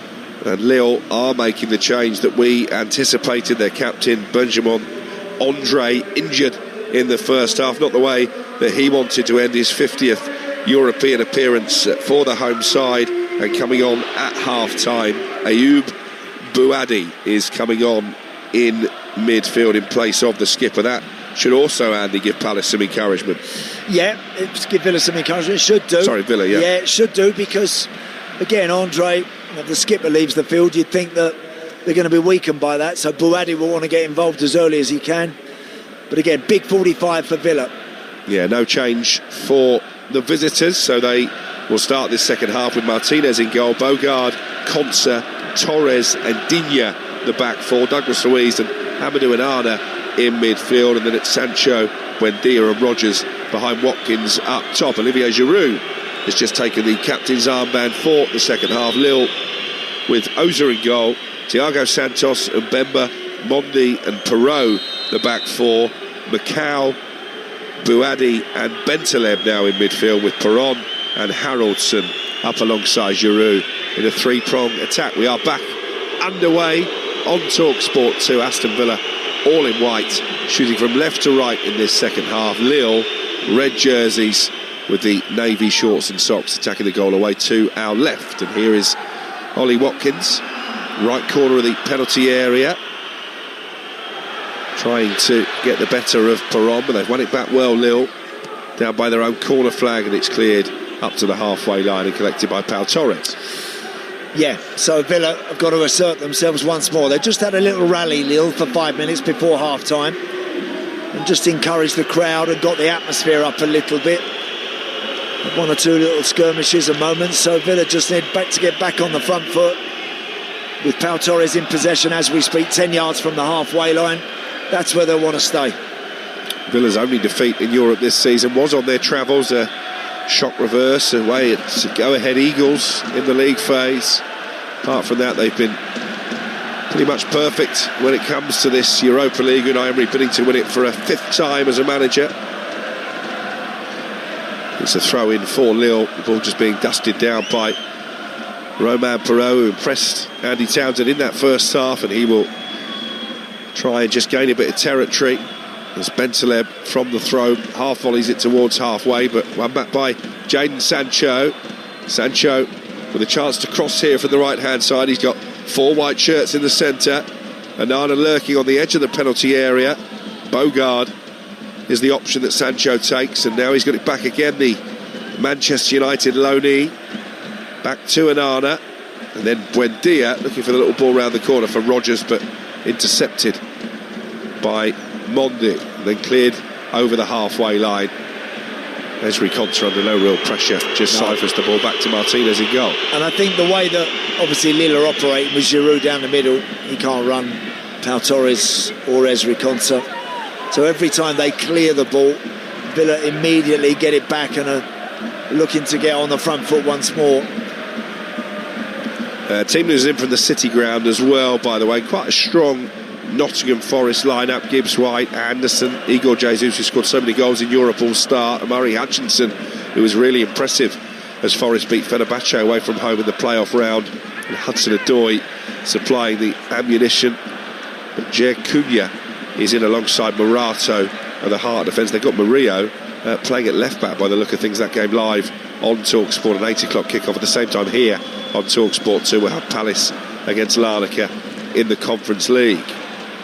Good play that by Bogard, winning the ball high up the field into Morgan Rogers, shifts onto his right foot. Rogers, he slices the shot wide, looks up to the heavens in frustration, knows he should have done better. Morgan Rogers, good play by Bogard, initially hassling and harrying and sliding in to regain the ball right on the edge of the area. Certainly did, did really well there, Bogard. Good challenge, releases Morgan Rogers about 35 yards out. He takes about 10 yards of that up with the ball at his feet, gets it onto his right foot just outside the box, but lashes it unfortunately well wide. But you don't mind that. Look, listen, that happens. It's the right idea, the right intent from Morgan Rogers to take someone on and try and get the shot away. The shot was a wild, wasteful one, but forget that. There's another problem for Lille here. Yeah, maybe another player who is feeling the effects of injury here. It's Gaëtan Perron, who, much like his captain, is holding his groin area. We'll keep an eye on that. We've played 4 minutes in the second half, 0-0, and looks like Lille, for the second time this evening, going to have to make an injury-enforced substitution. Yeah. Mateus Fernandez Pardo, the Belgian, getting ready to come on, I think. Yeah, that's annoying for Bruno Genesio so early in the second half to have to make another change. Made one at half-time and enforced one, obviously, with Andre. Long ball forward by Aston Villa, picked up by Watkins inside the penalty area. Watkins still has the ball inside the 18-yard box, tried the shot, but it was well blocked by Mbemba and cleared away down the right-hand side by Macau. Lovely little poke forward from Giroud as well. Macau keeps it in play on the far side, then pirouettes away from the attentions of Luca Digne. Did very well there, Macau. Excellent work from him. Lille committing bodies forward. Little turn inside the centre circle by Bentaleb. And here is Perron on the near side, but how fit is he?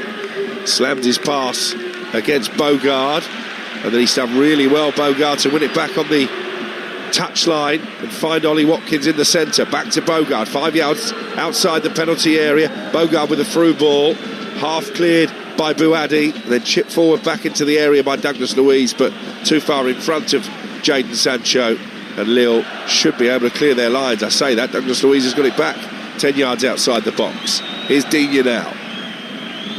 51 on the clock, 0-0 on Talksport 2 on this busy Thursday night in Europe. Little back heel forward to Buendia, not for the first time tonight. His pass, which looked a simple one to Morgan Rogers, is a poor one, and the referee is stopping play here because Lille have got a player in Perron down on the halfway line. Yeah, he's been sat literally just in front of the technical areas, holding his groin, Perron, since for about 2 minutes.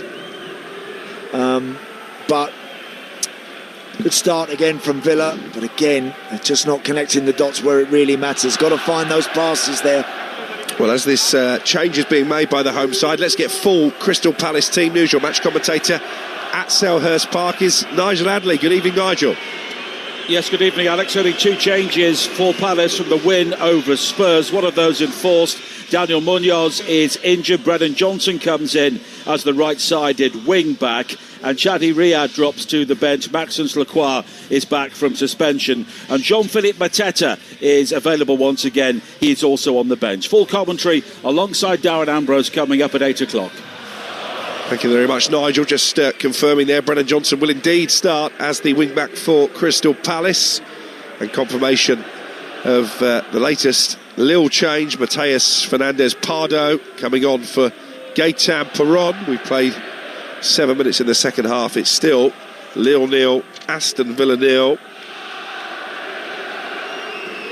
Villa bidding, Andy, to win their first trophy since your playing days when they were League Cup victors back in 1996. Yeah, virtually 30 years ago. I think it's coming up end of this month. Way too long. I do think this team are ready to win something. I do. I've felt that for a year now. But you've got to get over the line. They've got to make it happen. The team won't stay together forever. The manager won't stay at the club forever. And during this spell, you've got to make it work. You really have, where you've got good players.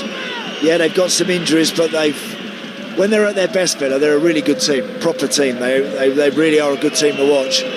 But just lately, it's been going a bit wobbly. They've got to make sure they get through this tie. They're more than good enough, even with what they've got, to overcome Lille.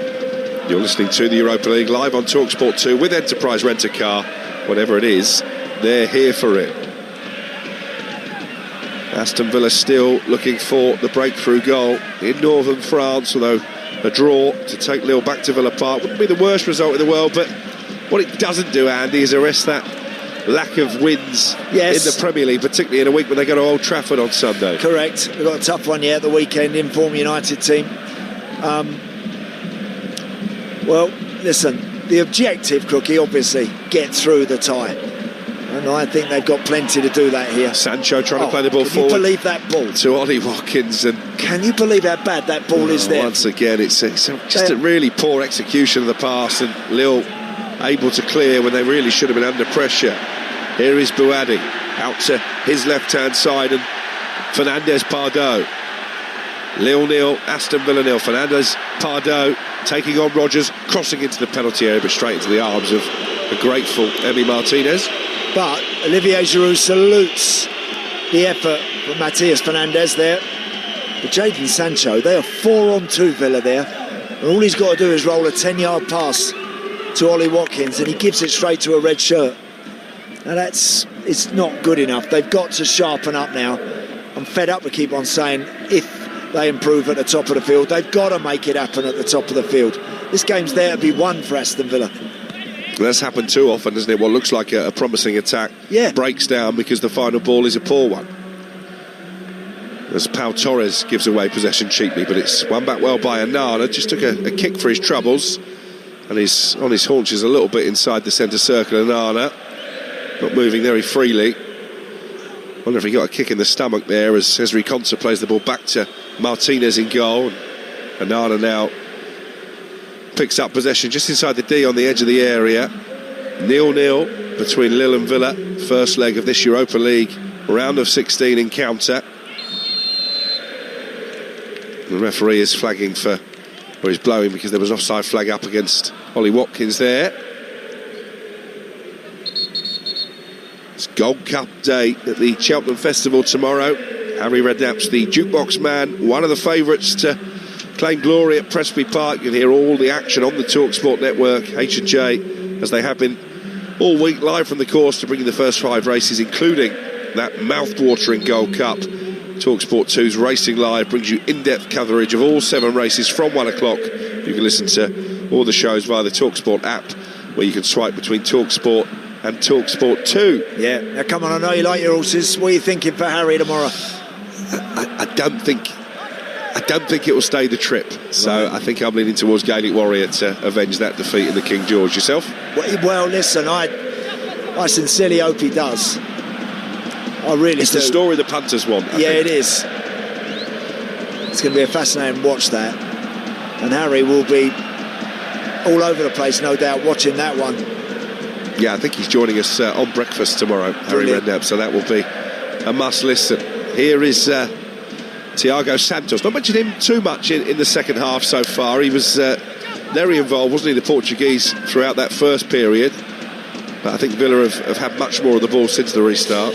And I think the importance, Crookie, of making things work at the top of the field. Otherwise, you encourage Lille to come and have a little bit of a go at you while it's still 0-0. I think Villa have had so many good situations but have done nothing with it. Here's Thiago Santos towards the penalty area. Stopped on the edge of that 18-yard box by Buendia. And this is Fernandez Pardo. Has looked lively since coming on. The few moments ago. Infield to Buadi. Buadi with a little scoop over the top, looking for Thiago Santos, headed clear by Digne and picked up by the Icelander Haraldsson. He's then dispossessed by Emi Buendia. Wants the throw in, Buendia, but it's gone the other way. Buadi back to Bentaleb, who's passed the ball around neatly from that deep-lying midfield position, the ex-Tottenham man. That's another disappointing ball into the penalty area. Lille guilty this time. Olivier Giroud is not going to get on the end of that. No, very poor from the home side.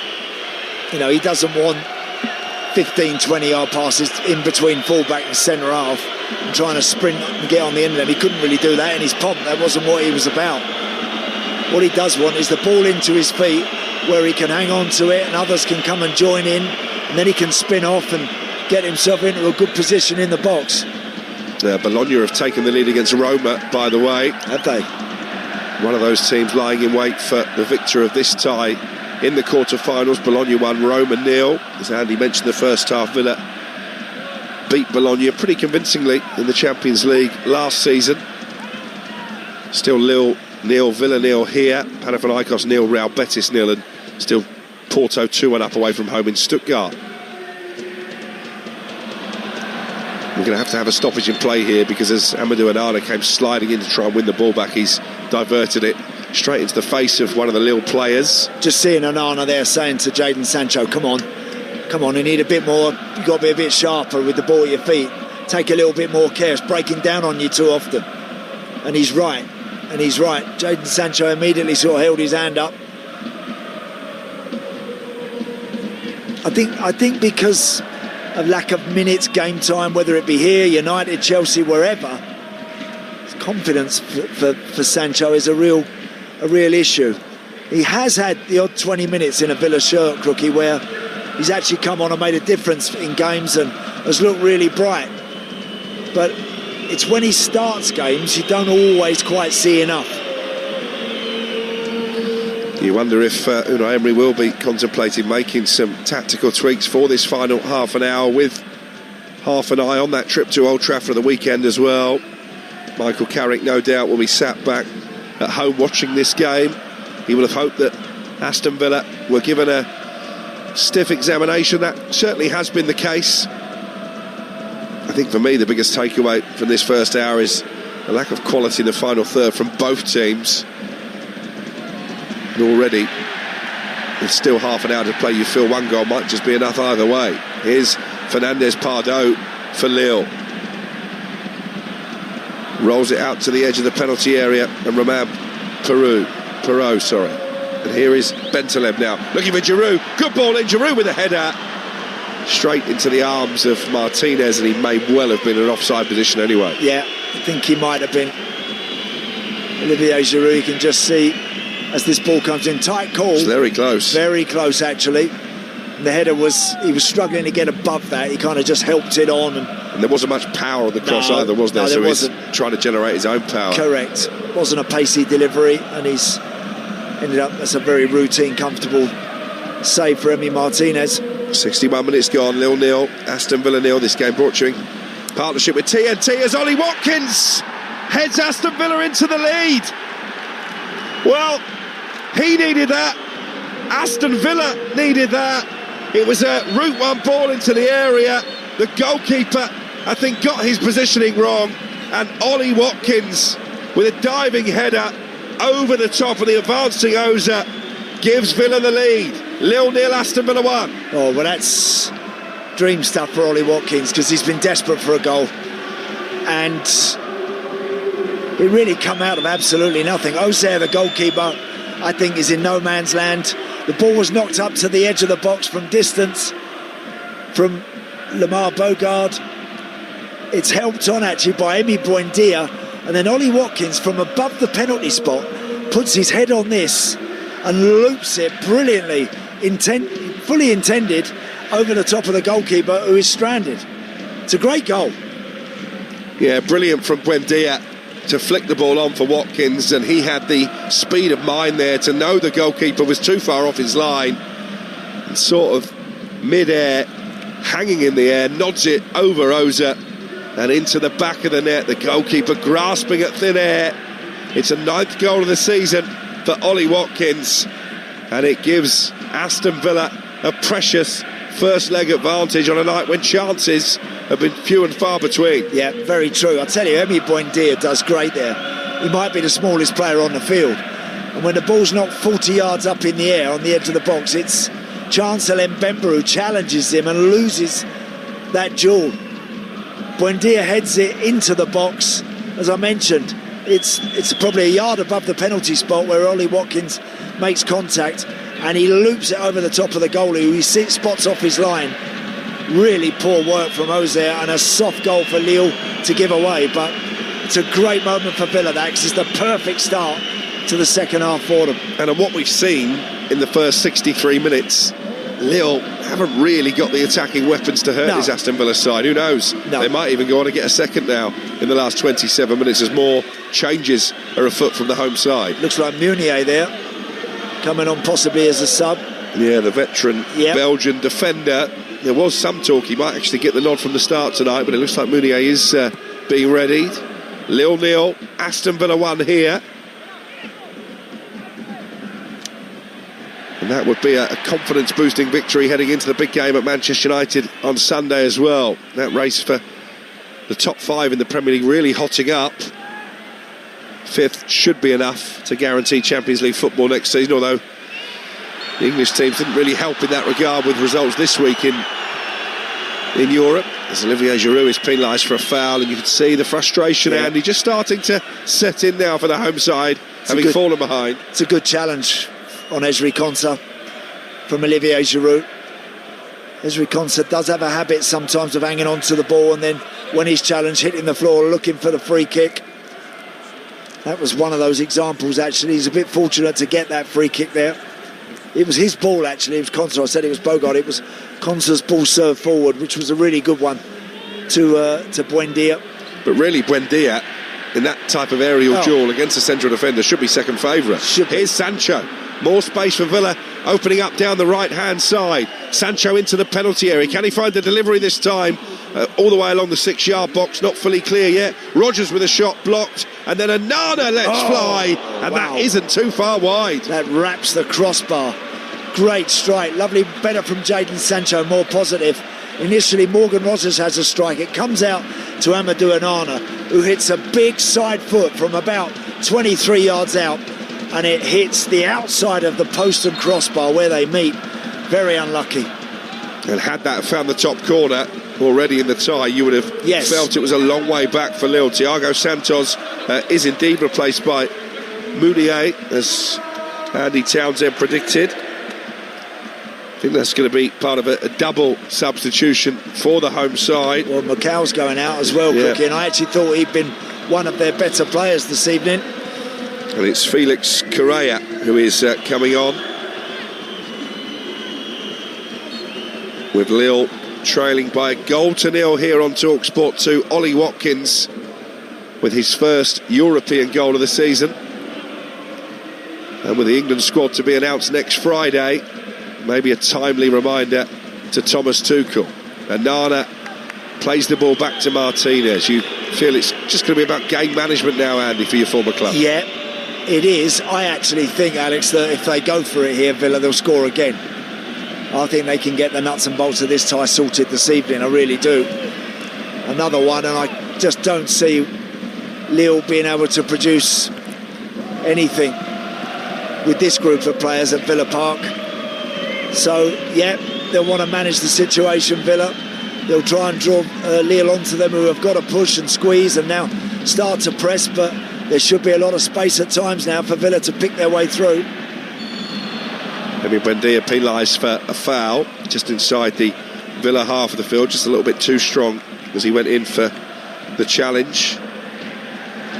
The ball is played out down this left-hand side to Fernandez Pardo. I actually think he's been sharp since he's come on, Crookie.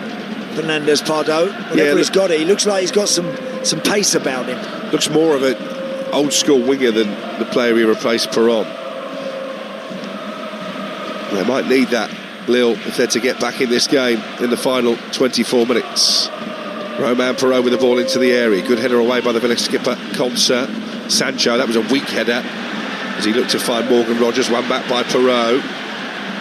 And a chance here for Lille to get the cross into the area. Giroud was the target at the far post. Concert nods it clear, and then Haraldson dispossessed on the edge of the area, and it's another route one ball, and Ollie Watkins is one-on-one with the goalkeeper. He goes round the goalkeeper. Was he brought down? Well, the referee, I think, has said goal kick. Ollie Watkins slaps the turf in frustration. I actually didn't think there was enough contact for a penalty. We'll watch it now. Brilliant ball from Douglas Luiz. He can't be offside, no. Watkins, because he starts to run inside his own half. He goes round the keeper, but the touch is heavy. Do you know what he's tried to do, Ollie, there? He's hurdled the goalie. If he just lets his leg hit the goalkeeper, he gets a pen. The goalie has actually impeded Ollie Watkins, but hasn't thrown himself at him. Watkins has actually, very honestly, tried to hurdle him. If he just clatters into him, he gets a pen there. He's almost too honest, isn't he? Yeah, he is. Ollie Watkins. He is. Yeah, without a doubt there. But again, it showed how easily they found it, Villa, to get in behind this Lille defence. Very high line from the home side, and Watkins almost fully capitalised. Yeah, Morgan Rogers is having a chat with the referee as we speak, as the goalkeeper's receiving some treatment. And the referee immediately, you're right, Crookie, the referee immediately wasn't having it. He pointed for a goal kick. But, I mean, again, it's a great situation. Did Watkins have to go round the goalkeeper? Could he have tucked it past him? He went round the goalkeeper which would have meant Ollie would have been on his left foot, never his strongest side. Watkins is actually talking to the referee again, saying that he probably did impede him, but he was too honest. He tried to hurdle over the top of the goalkeeper, caught the goalkeeper with his foot, but actually, I think the goalkeeper's a lucky boy. And he had options, didn't he, Watkins? He could have lifted it over the on-rushing keeper, and he could have just tried to slot it past him. Yeah, it's a great chance. And it should be 2-0, quite frankly. It should be 2-0. He does look in a bit of distress here. Oza, the goalkeeper.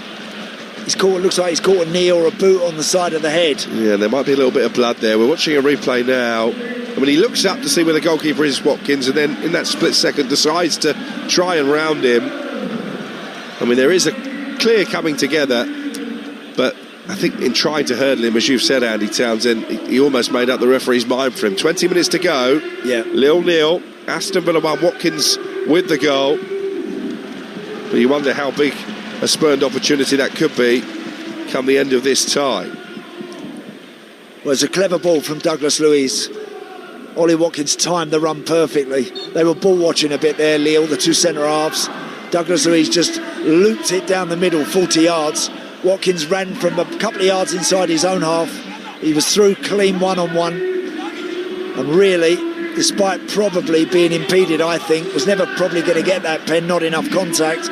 But it should be 2. He should have tucked that one away. Roma have equalised against Bologna, all Italian tie. Winners of that game will play the winners of this one, 1-1. Over in Italy. And Aston Villa leading against Lille here by a goal to 0.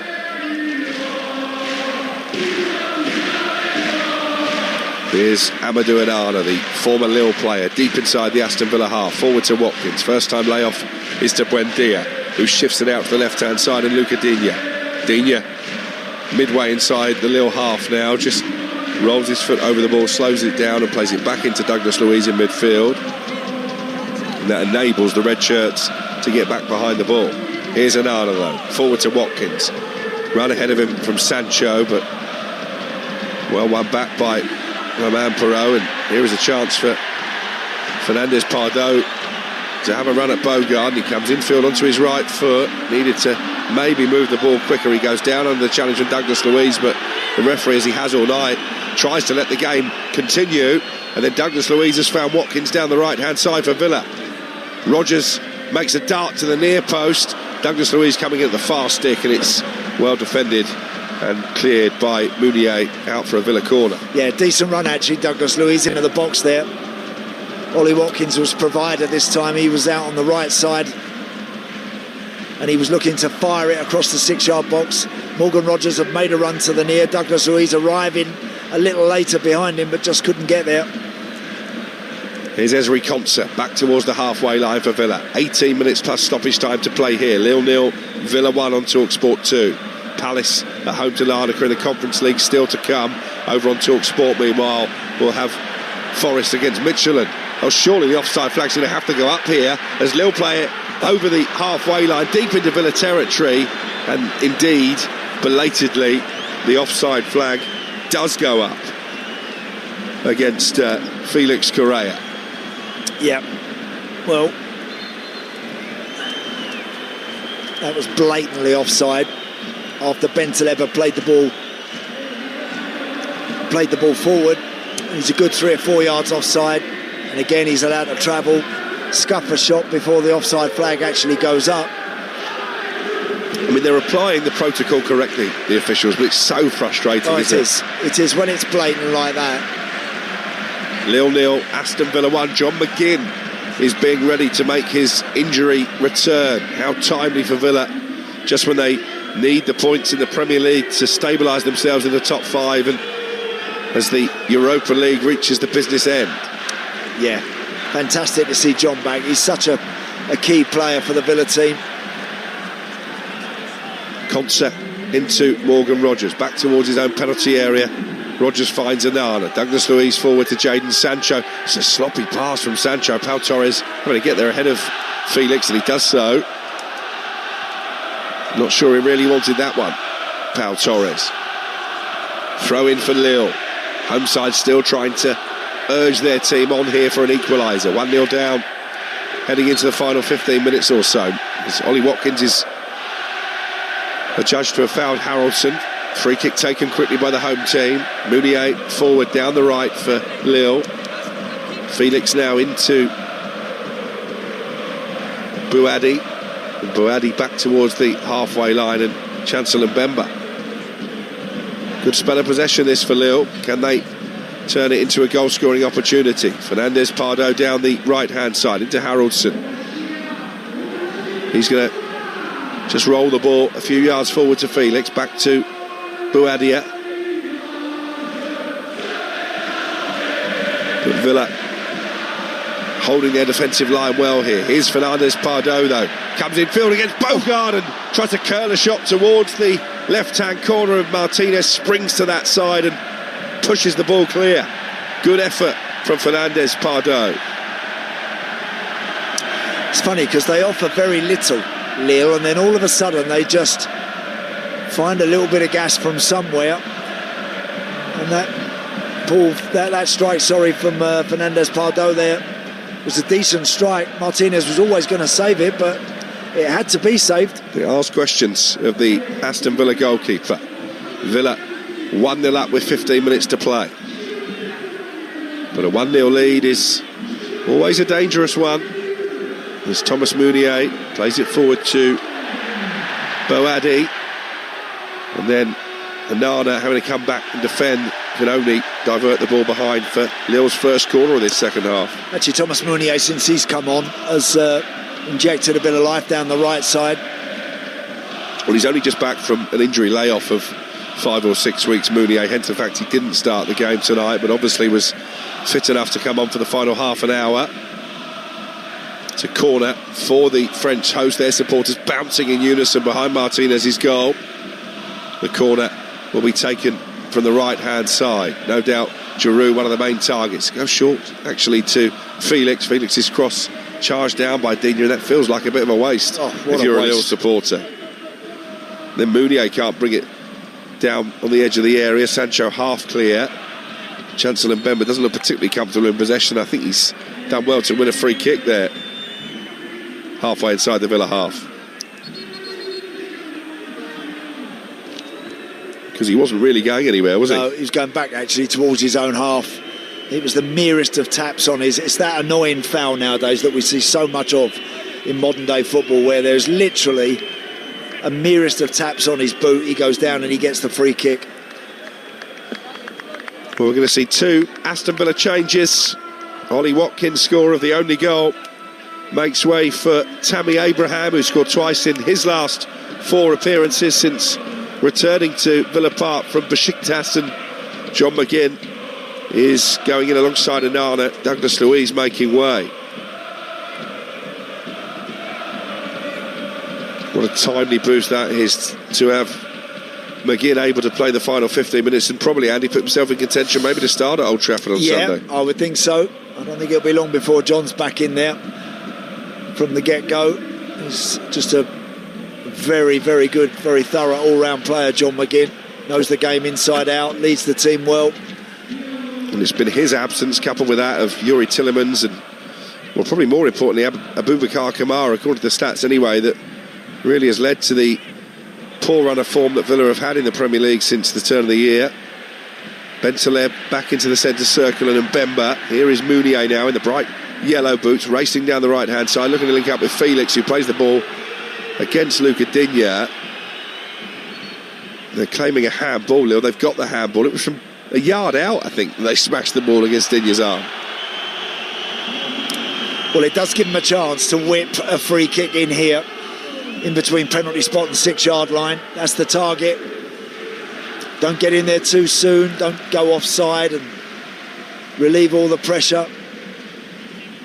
So a free kick for Lille, just in from the far touchline, 7 yards shy of the penalty area.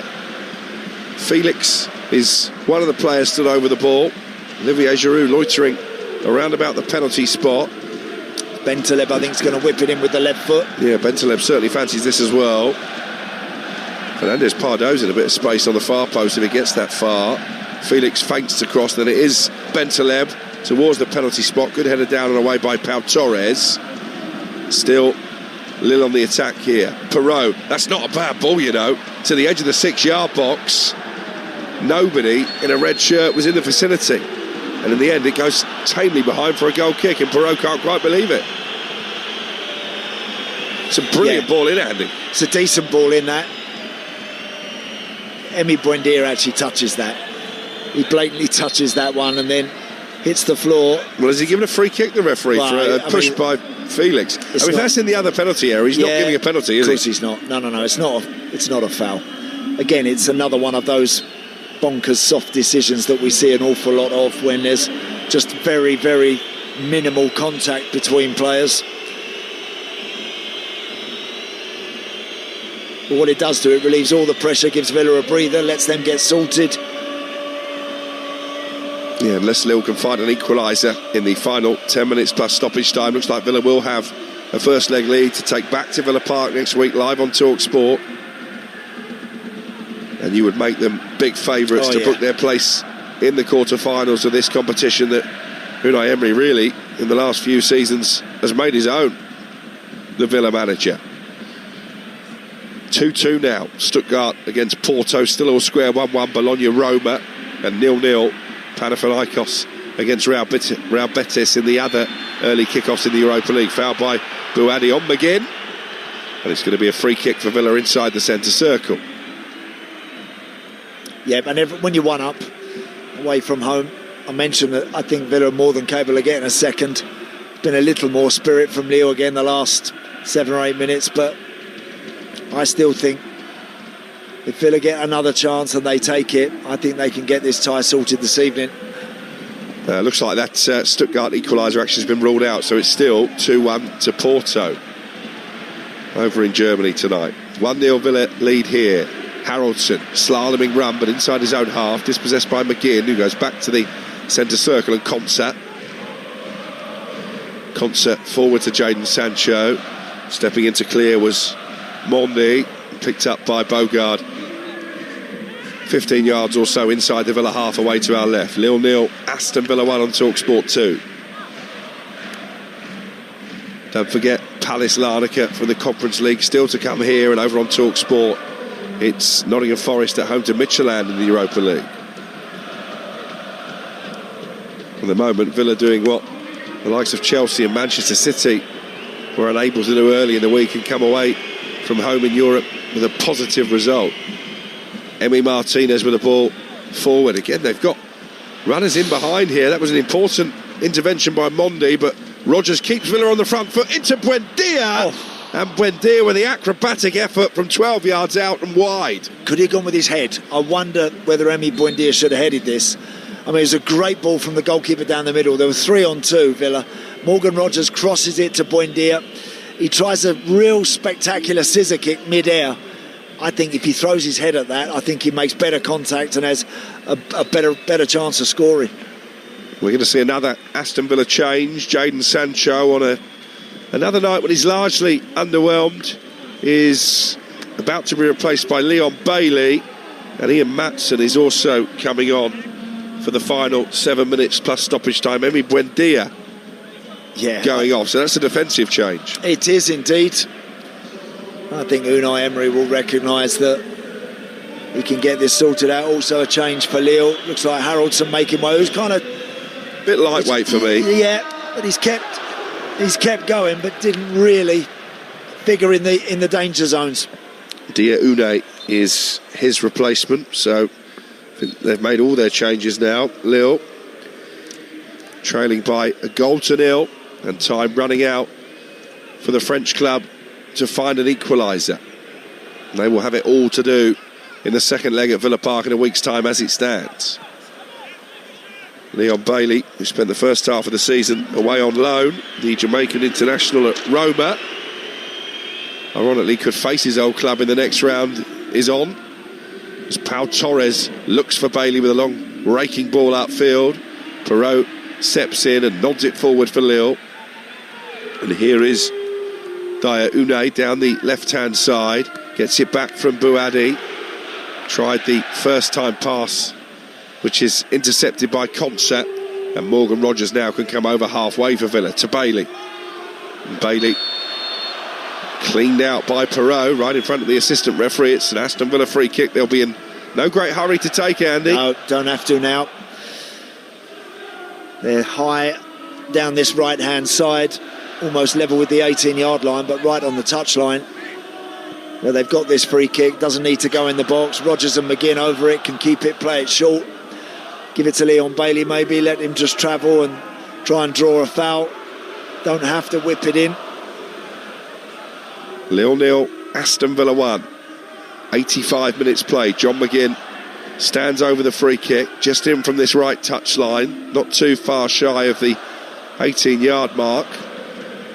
McGinn puts his right arm in the air and then swirls this in towards the far post. It was a Villa head that made contact. I think it was Konsa, but he was facing the wrong way, and the ball is cleared now to Martinez inside the centre circle, who immediately volleys it and punches it back towards that penalty area. Here's Bouhaddi for Lille. 15 yards inside his own half of the field. Back to the goalkeeper. And they're in a hurry now, Lille, to try and get this equaliser in the final 5 minutes. But they have the ball well inside their own half of the field. Yeah, the game very stretched now. They've got 4 or 5 players, Lille, ahead of the ball at all times. Bouhaddi looking for Fernandez Pardo. He's got there ahead of Pau Torres, using that lightning speed, the substitute. In comes the cross towards Giroud at the near post. Couldn't quite bring the ball under control, and it's hooked away by Luca Digne. Bouhaddi has it back though, over on the right hand side. Plenty of red shirts in the centre if they can get a cross in here, Lille. Bouhaddi comes infield instead, and then it's going to be played out to the right hand side once more, and Nabil Bentaleb rolls it down that far touchline to Fernandez Pardo. Bouhaddi wants it on the edge of the area. Can he get a shot away? No, he tries to slide it forward into Felix. He's left Pau Torres on his backside, shoots goalwards. Good save by Martinez at the near post, and they smuggle it clear before Giroud could turn in the rebound. The offside flag is up, so I don't think, had he have found the net, Felix, that would have counted. Yeah, he wriggled through a tiny little gap there, Felix, really well. Let's have a look, see if he is offside. I think Bogart maybe in the centre could be playing him on. Could be. But I'll tell you what, from there he did really well to get a shot away that Martinez had to get both hands on, parried it down into a ruck of bodies in front of him. Thankfully it was a white Villa shirt that hooked it away. Sharp reaction from the Aston Villa goalkeeper, who hasn't been overly tested over the course of the evening, but he had to be at his best there. Might give Lille encouragement that there is still time to get the equaliser. 1-0 Villa lead, and we are edging ever closer to the 90-minute mark here on Talksport 2. Bentaleb with a back heel away on the edge of his own penalty area. Bouadi plays the ball to Perrault.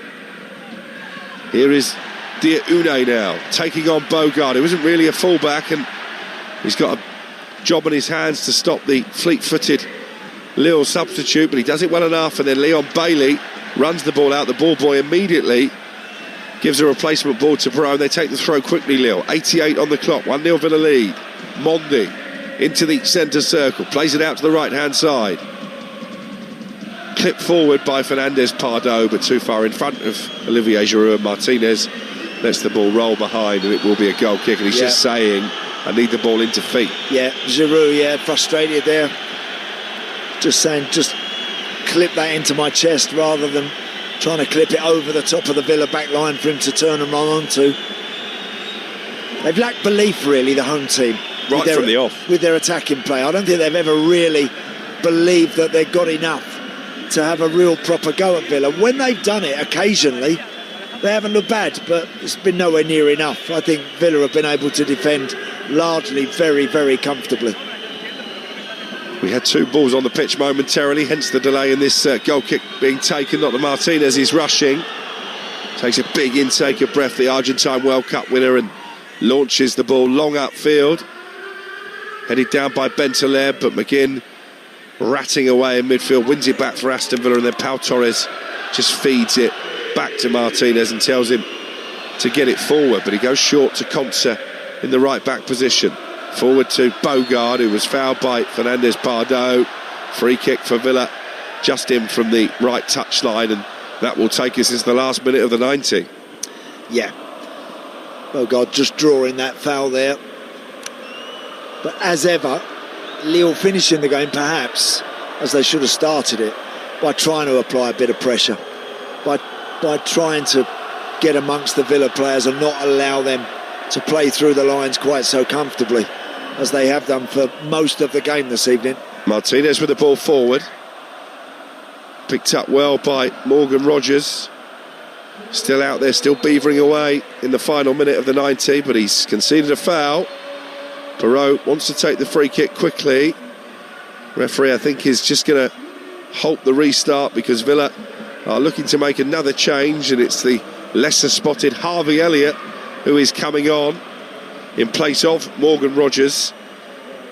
Hasn't got the game time he wanted, Harvey Elliott, in the Premier League in particular, because Villa have an arrangement with Liverpool that if he plays 10 Premier League games, they'll have to buy him permanently, and Unai Emery has been quite public that he doesn't plan to do that. No, which has made it really tough for Harvey Elliott. But again, he gets on now for whatever's left of this, just a few minutes. 5 added on at the end of the game. Lille 0, Aston Villa 1.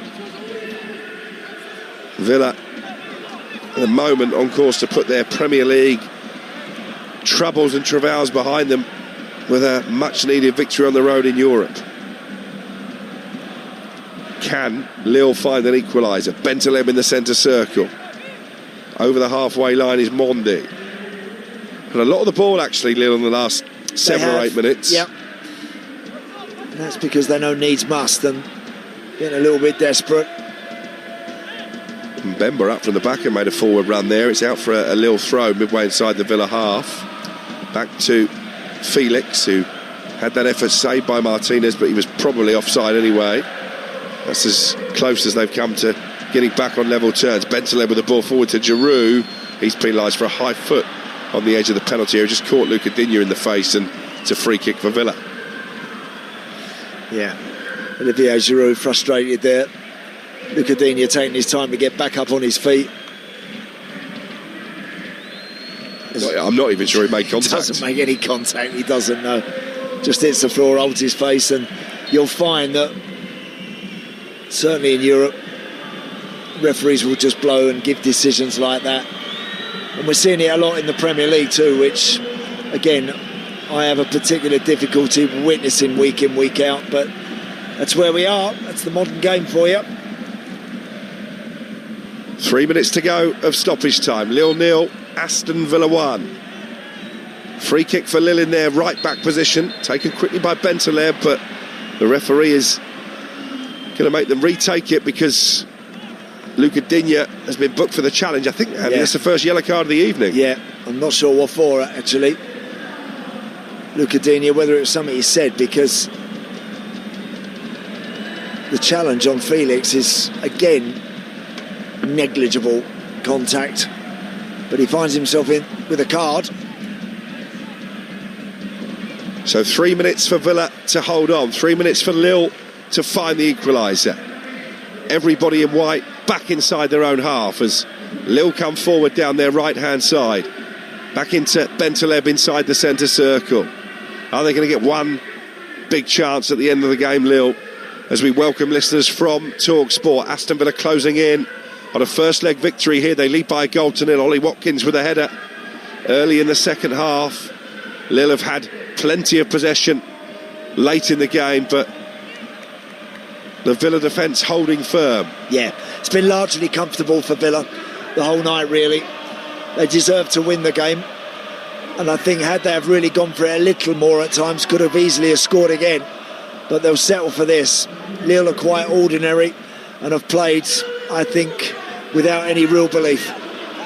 Leon Bailey in possession for Villa, down by the right corner flag. How ambitious will they be to look for a second goal? Well, Bailey's come into the penalty area, but maybe Unai Emery would have preferred to keep it by that corner flag. They have it now in midfield with their captain McGinn on as a second half sub, ending his injury exile. Here's Luca Digne now on the opposite left hand side. They've got Tammy Abraham waiting in the centre, so too Bailey.